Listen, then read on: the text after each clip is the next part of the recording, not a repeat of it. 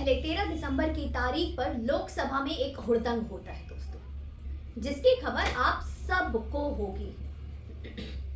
संसद में सुरक्षा चूक और केंद्रीय गृह मंत्री अमित शाह जी इस विषय में बयान देते हैं और स्थिति स्पष्ट करते हैं। प्रधानमंत्री नरेंद्र मोदी भी उक्त विषय पर अपनी टिप्पणी रखते हैं, जो कि स्वाभाविक है।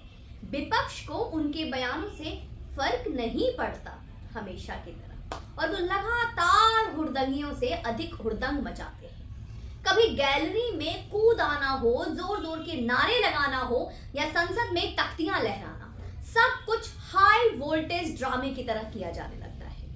संसद पूरी तरह से डिस्टर्ब हो जाती है और तब लोकसभा स्पीकर, जो देश के उपराष्ट्रपति भी होते हैं, वो लॉ एंड ऑर्डर मेंटेन करने के लिए सांसदों को सस्पेंड करना आरंभ करते हैं। पहले 1, फिर 2 और अब तक सांसदों के सस्पेंड होने का आंकड़ा लोकसभा और राज्यसभा दोनों मिला दे तो 141 हो चुका है दोस्तों।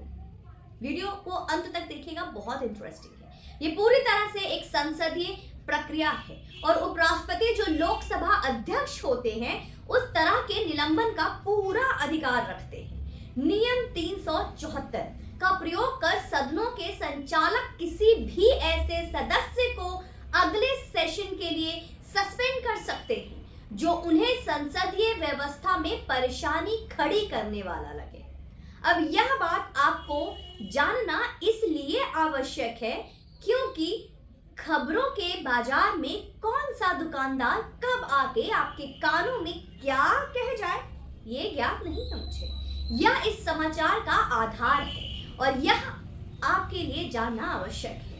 तो अच्छा, सस्पेंड हुए सांसदों का भी पूरा अधिकार है कि वो सदन के बाहर अपने निष्कासन का विरोध प्रदर्शन कर सके। हम हमेशा ऐसा होते भी देखते आए हैं, फिर चाहे जिसकी भी सरकार हो। बीते परसों एक वीडियो हमारे वॉल पर आई और बहुत वायरल हुई, सबने देखा। संसद से निष्कासित सदस्य संसद के सीढ़ियों पर धरने पर बैठे थे, हाथ में तख्तियां थी जिस पर लोकसभा स्पीकर के फैसले को गलत बताते हुए भांति भांति की बातें लिखी थी।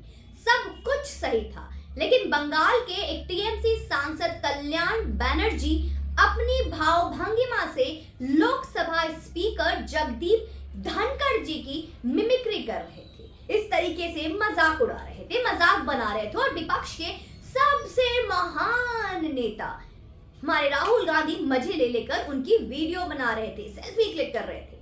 मिमिक्री करना या नकल उतारना एक कला है जो बिल्कुल भी बुरा नहीं है, लेकिन कब?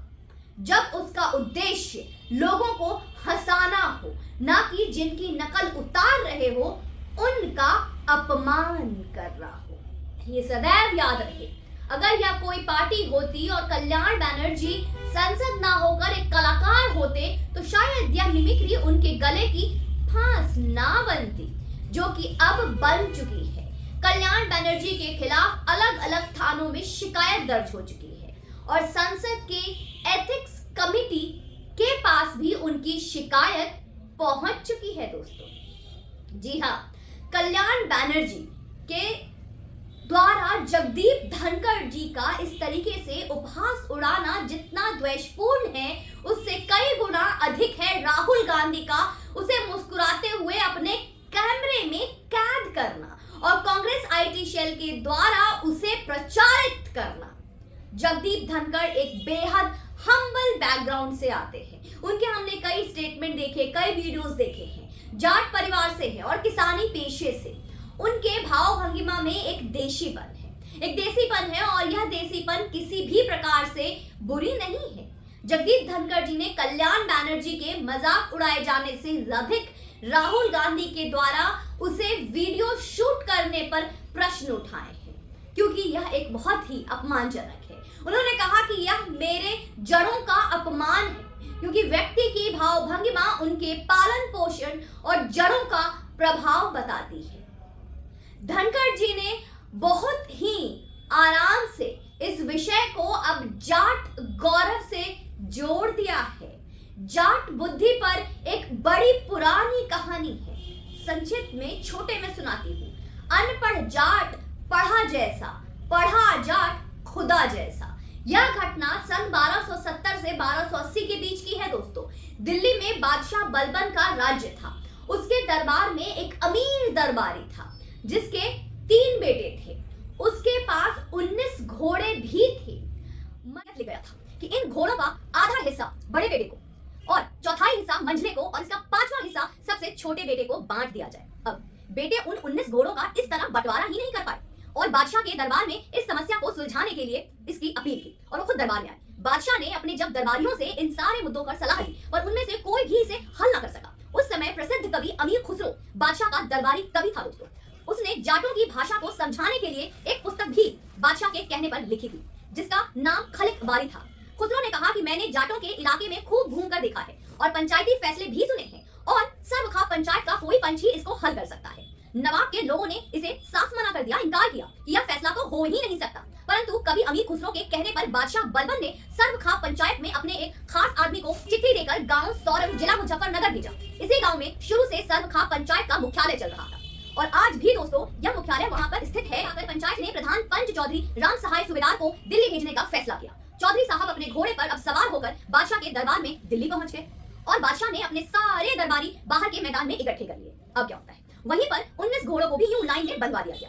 चौधरी राम सहाय ने अपना परिचय देकर कहना आरंभ किया। शायद इतना तो आपको पता ही होगा मेरे प्यारे दोस्तों कि हमारे यहाँ राजा और प्रजा का संबंध एक पिता और पुत्र का होता है और प्रजा की संपत्ति पर राजा का भी हक होता है। इस नाते मैं जो अपना घोड़ा साथ लाया हूँ उस पर भी राजा का हक बनता है। इसलिए मैं यह अपना घोड़ा आपको भेंट करता हूँ और इन 19 घोड़ों के साथ मिला देना चाहता हूँ। इसके बाद मैं बंटवारे के बारे में अपना फैसला सुनाऊंगा। ऐसा वहाँ कहा गया। बादशाह बलबन ने इसकी स्वीकृति दे दी और चौधरी साहब ने अपना घोड़ा उन 19 घोड़ों वाली कतार के आखिर में बांध दिया। इस तरह कुल कितने घोड़े हुए? 19 जो 20 घोड़े हो गए। अब चौधरी के उन घोड़ों का बंटवारा इस तरह कर दिया गया कि आधा हिस्सा मतलब 20 का आधा 10 यानी 10 घोड़े उस अमीर के बड़े बेटे को दे दिए गए। चौथाई हिस्सा मतलब 20 का चौथाई हिस्सा यानी 5 घोड़े मंझले बेटे को दे दिए गए। अब 5वां हिस्सा 20 का 5वां हिस्सा यानी 4 छोटे बेटे को दे दिए गए। इस प्रकार 19 10 + 5 + 4 19 घोड़े का बंटवारा हो गया। 20वां घोड़ा चौधरी राम सहाय का ही था जो बच गया। बंटवारा करके चौधरी ने सबसे कहा मेरा अपना घोड़ा तो बच ही गया, स्वीकृति हो तो इसको मैं ले जाऊं। बादशाह ने कहा हाँ बिल्कुल और कह दिया। चौधरी साहब का बहुत सम्मान हुआ और बहुत तारीफ भी की। चौधरी राम सहाय अपना घोड़ा लेकर अपने गांव सौरभ की तरफ कूच करने ही वाले थे। तभी वहां पर मौजूद कई हजार दर्शक इस पंच के फैसले से गदगद होकर नाचने लगे और कवि अमीर खुसरो ने जोर से कहा अनपढ़ जाट पढ़ा जैसा, पढ़ा जाट खुदा जैसा। सारी भीड़ इसी पंक्ति को अब दोहराने लगी। तभी से यह कहावत हरियाणा, पंजाब, राजस्थान और उत्तर प्रदेश तथा दूसरे जगहों पर भी फैल गई। यहाँ यह बताना भी आवश्यक है कि यह वृतांत सर्वखा पंचायत के अभिलेखागार में मौजूद है दोस्तों। हमने इशारा कर दिया है, समझने वाले समझ जाए और जो ना समझे वो याद कर ले कि प्रधानमंत्री नरेंद्र मोदी को एक बार मणिशंकर अय्यर ने नीच कहा था। उपराष्ट्रपति जगदीप धनखड़ भी जाट है और वो तो पढ़े लिखे जाट भी है। तो इसका अब क्या असर होने वाला है? समझदार को इशारा काफी है। बाकी आप लोगों को क्या लगता है कमेंट बॉक्स में अपनी राय लिख डालिए और आप यूं ही चैनल पे बने रहें, वीडियो को शेयर करें और यूं ही अपना प्यार देते रहें। जय हिंद, वंदे मातरम।